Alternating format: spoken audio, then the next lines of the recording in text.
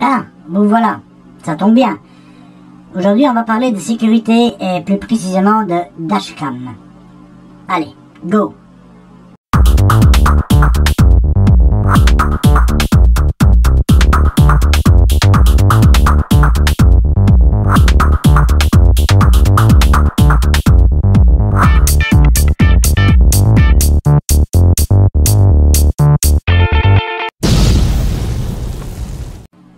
Bonjour, soyez bienvenus chez ASBL Modèle pour cette nouvelle vidéo. Comme je le disais avant l'intro, on va parler d'une dashcam aujourd'hui. Qu'est-ce que c'est une dashcam, hein? Bonne question.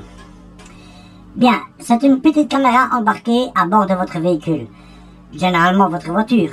Mais il existe des dashcams spéciales pour les motos, les mobylettes, etc. On va vous en présenter une prochainement d'ailleurs pour les 2 roues, que j'utilise actuellement sur l'une de mes motos d'ailleurs. Mais bon, aujourd'hui on parle d'une dashcam dédiée à nos voitures. Ce n'est certes pas la première que j'achète pour la tester, mais jusqu'à aujourd'hui je n'avais pas encore trouvé celle que je considère être suffisamment performante et qui correspond à mes attentes, tout en restant raisonnable dans son prix. Une caméra embarquée donc, mais pas une caméra pour filmer votre petite fille au bord du lac où vous prenez vos congés. Ni pour filmer votre petit dernier en faisant ses premiers pas. Non. C'est une caméra qui filme en permanence ce qui se passe sur la route devant vous. Mais il en existe aussi qui filment sur la route devant et derrière vous. Ok, et ça sert à quoi de filmer la route? Voilà un aperçu de ce que ça filme et de ce que ça peut faire.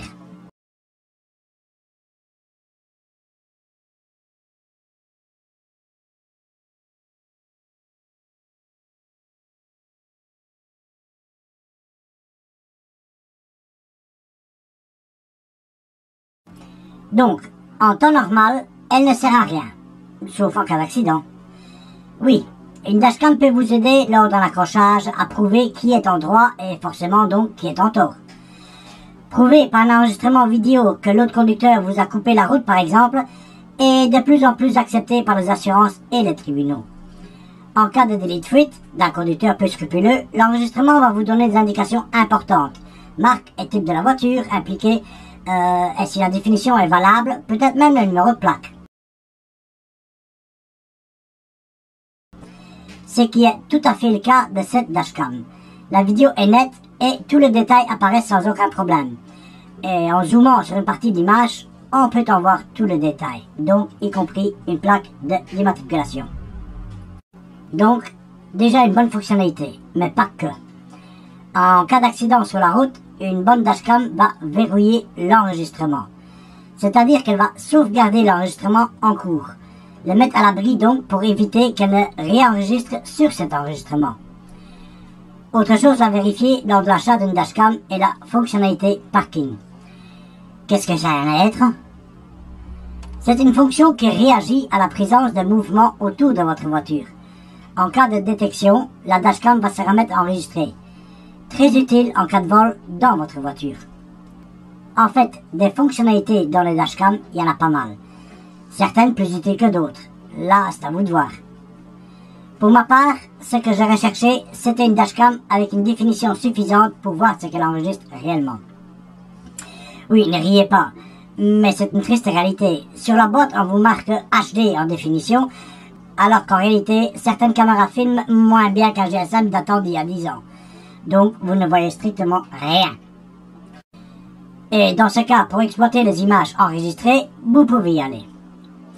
Celle que je vous présente aujourd'hui me donne toute satisfaction, forcément, sinon je vous la présenterai pas ici, hein. Sa boîte que vous voyez ici ne casse rien. Aucune indication de marque ou de modèle, rien. Juste carte DVD sur la partie supérieure de la boîte. Carte DVD signifie tout simplement qu'il s'agit d'un dispositif pour enregistrer des vidéos de manière digitale destinée à la voiture. Carte Digital Video Recorder. Donc un emballage anonyme pouvant recevoir n'importe quelle dashcam. Et tout ce que nous dit cette boîte, c'est que c'est du Made in China. Mais bon, c'est juste un emballage. Le contenu est plus prometteur. Une fois déballé, on peut lire sur la dashcam sa marque, Togard. Je ne connais pas cette marque, mais je suis enchanté par sa qualité, définition et le contenu de la boîte. La caméra en elle-même a une forme assez particulière, mais qui se relève être bien adaptée à sa fonction. L'objectif semble être indépendant du boîtier principal, ce qui n'est bien sûr pas vraiment le cas. Mais le boîtier qui contient l'écran et les boutons se retrouve au-dessus d'une excroissance montée à 45 degrés, qui contient un objectif de 170 degrés. C'est une très bonne chose. Habituellement, une dashcam a un objectif qui filme à 140 degrés. Donc 170 degrés, c'est un vrai plus. Le champ de vision est nettement plus large. À y réfléchir, sa forme particulière permet de la fixer dans une position parfaite. Montée derrière le rétroviseur intérieur, elle est presque invisible de l'intérieur de l'habitacle. Pas de quoi nous distraire pendant la conduite. Bien. Un petit plus, c'est que l'écran s'éteint au bout d'un petit temps alors qu'elle continue de filmer. Pour ma part, cela représente deux avantages. Elle consomme moins et on n'est pas distrait par cet écran. L'objectif est de plus réglable en hauteur, donc verticalement pour l'adapter à votre voiture, à l'inclinaison de votre pare-brise donc. Sur cette dashcam, 5 boutons se situent en dessous de l'écran, boutons servant aux différents réglages de la dashcam. Le premier à gauche sert à indiquer à la caméra le mode dans lequel vous voulez qu'elle fonctionne, mode vidéo, photo ou lecture. Le second bouton de la gauche en allant vers la droite est destiné à entrer ou à sortir dans le menu. Troisième bouton, il sert à se déplacer dans le menu, mais également à zoomer. Oui, elle possède un zoom cette dashcam, bien pratique je trouve, un petit zoom 4 fois, mais ça aide.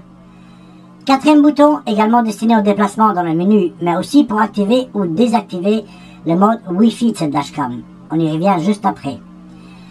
Le dernier bouton, tout à droite donc, le bouton OK. Il sert à activer ou désactiver le réglage dans le menu, mais également pour démarrer l'enregistrement manuellement ou à prendre une photo. Deux supports sont fournis.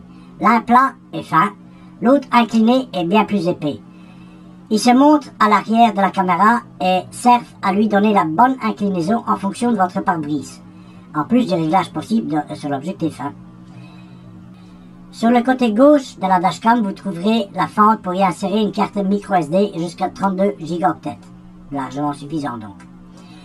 3 petites diodes LED se retrouvent juste au-dessus et changent de couleur en fonction de l'utilisation de la dashcam. Par déduction, je dirais que la première diode s'allume quand on met l'appareil en marche, la seconde indique la recharge et le troisième, j'en ai aucune idée. Aucune indication dans le manuel n'explique leur utilité. Manuel totalement traduit en français, je le précise, ce qui est déjà très bien. Toujours sur le côté gauche se retrouve également le bouton d'allumage et d'extinction. Le côté droit héberge la prise USB pour l'alimentation, un bouton recette et une prise pour la sortie AV. Et là, j'aimerais bien préciser une chose que les gens ignorent très souvent. Une dashcam, bien sûr, possède une batterie intégrée. Mais néanmoins, cette batterie généralement est de très faible capacité. Et donc, il faut laisser une dashcam branchée en permanence, soit sur la prise allume-cigare, si l'adaptateur est fourni, ou sinon il faut en acheter un. Dans l'autre cas, il faudra la brancher sur une prise USB si votre voiture en est équipée. Mais elle doit rester en permanence branchée pour l'alimenter correctement. Sinon, votre dashcam ne vous servira pas grand chose. Voilà. L'objectif de la caméra est un grand angle de 170 degrés, comme je l'ai déjà dit. L'écran est à 2,45 pouces, très visible et lumineux. Les enregistrements se font jusqu'au 1920 par 1080, donc Full HD et en H.264. Point, c'est tout. Mais c'est largement assez, n'est-ce pas? On en arrive aux accessoires fournis dans la boîte. Et franchement, des accessoires, il y en a. Premièrement, le câble USB vers USB mini pour alimenter la dashcam ou pour le transfert des fichiers enregistrés sur votre ordinateur, d'une longueur de 20 cm. Oui, c'est court, mais au moins elle a le mérite d'être fournie. L'alimentation avec sa prise allume-cigare, qui lui est de bonne longueur et même d'une très bonne longueur. Un outil pour extraire la micro SD et 4 supports autocollants pour tenir le câble si vous ne voulez pas qu'il se promène partout. 2 supports à coller au pare-brise pour modifier l'inclinaison de la caméra. 2 autocollants de rechange pour les supports. La documentation dans plusieurs langues, dont le français. Un module GPS qui vous permettra d'enregistrer les données GPS de votre véhicule et votre vitesse. Le Wi-Fi intégré vous permettra de voir l'image en temps réel et de contrôler à distance la dashcam via votre smartphone. Pas mal comme fonction. Donc, pour résumer, 6 fonctions équipent cette dashcam. Premièrement, le GPS. Celui-ci est accessoire mais fourni. Si vous décidez de le monter et de le raccorder à votre dashcam, il indiquera sur les images filmées la géolocalisation et la vitesse à laquelle vous roulez. Deuxièmement, le Wi-Fi qui vous permettra de contrôler votre dashcam à distance via votre smartphone et de visualiser en live ce qui se passe autour de votre véhicule. Troisièmement, l'enregistrement en boucle, une carte microSD qui n'est pas fournie, est nécessaire pour y enregistrer vos images. Mais le système réenregistre sur les images les plus anciennes une fois la microSD pleine. Donc, sauf si vous voulez récupérer vos images, inutile de retirer la microSD pour la vider. Le G-Sensor. Celui-ci sauvegardera automatiquement en cas de choc vos images. Le détecteur de mouvement. Votre voiture est stationnée dans un parking souterrain par exemple. Cette fonctionnalité va réveiller votre dashcam si elle détecte un mouvement autour d'elle et enregistrer ce qui se passe. Le moniteur de stationnement, il est couplé au détecteur de mouvement. Il sort la caméra de son état de veille dès qu'un mouvement est détecté. Je ne comprends d'ailleurs pas pourquoi le détecteur de mouvement et le moniteur de stationnement sont deux fonctions différentes. En ce qui me concerne, je dirais que ce sont les mêmes fonctionnalités portant deux noms différents. Donc, concrètement, ce qui veut dire que cette dashcam dispose de 5 et non pas de 6 fonctionnalités à mon sens. Ce qu'il faut savoir aussi, étant donné que la dashcam est branchée tout le temps sur l'allume-cigare, en temps normal, elle ne fonctionne pas pour autant tout le temps. C'est-à-dire quand vous mettez votre véhicule en route, la dashcam se réveille et va commencer à filmer. Donc, c'est que vous prenez la route et elle va filmer ce qui se passe devant vous. Mais quand vous stationnez votre voiture, donc vous coupez le contact, la dashcam s'éteint automatiquement. Et c'est là qu'entre en jeu la batterie intégrée. Si quelque chose bouge dans son champ de vision, elle va se remettre à enregistrer de petites séquences allant entre 3, 5 ou 10 minutes. C'est à vous de la configurer. Autre-temps, elle se remet hors service. Ce qui protège bien sûr votre batterie. Cette dashcam remplit parfaitement tous les critères que l'on attend d'un tel appareil. Le prix de cet appareil se situe entre 70 et 85 € en fonction du moment. Ce n'est certainement pas la moins chère de dashcam, mais pas la plus chère non plus. Est-ce qu'elle vaut son prix? Oui, sans hésiter. Son prix s'explique par la qualité de fabrication et ses fonctionnalités avancées. Si au premier regard, au vu de la neutralité de son emballage, je m'attendais encore à un jouet, je suis très agréablement surpris parce que je vois et ce que je sens ou toucher. En conclusion, c'est cette dashcam que je vais utiliser dorénavant. Tout du moins jusqu'à ce qu'une autre, encore meilleure, se détache du lot. Pour le moment, je n'ai pas réussi à trouver mieux dans sa gamme de prix.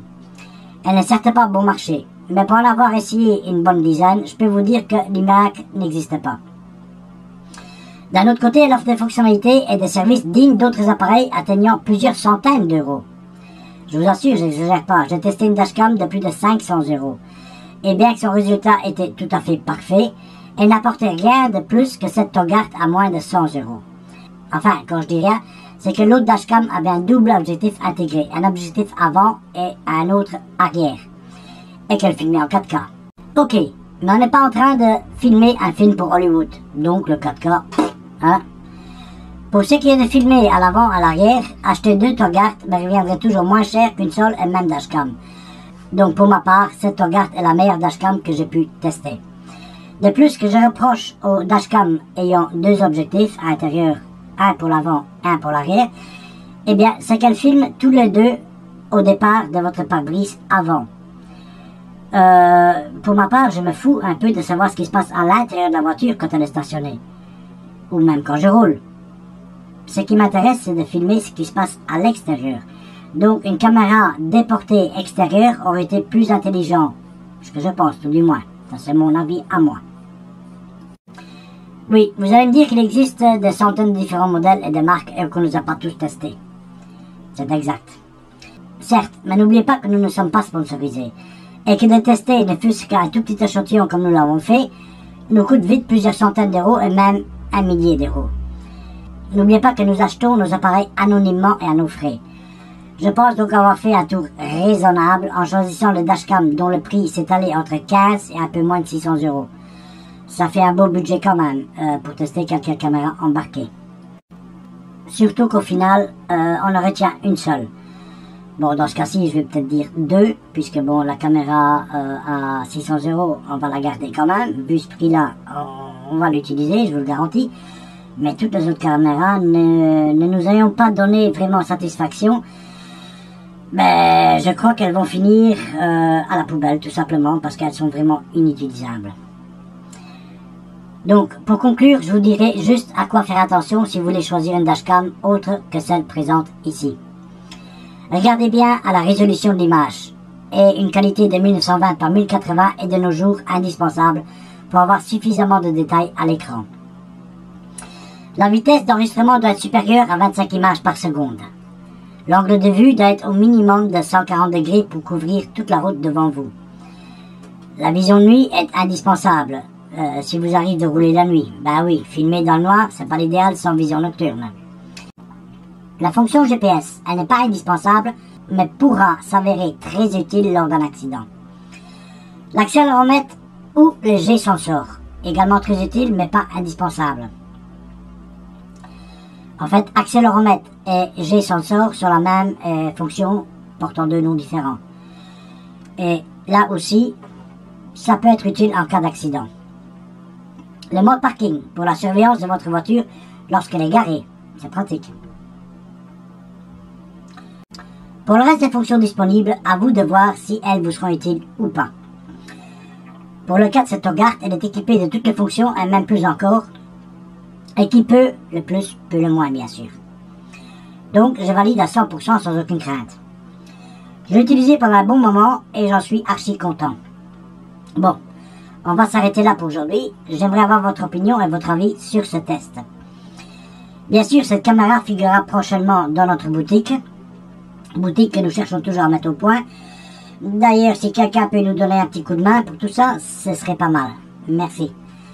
Donc, je vous dis merci et mettez un pouce bleu si vous avez aimé cette vidéo. Abonnez-vous et à la prochaine fois. Ciao, bye!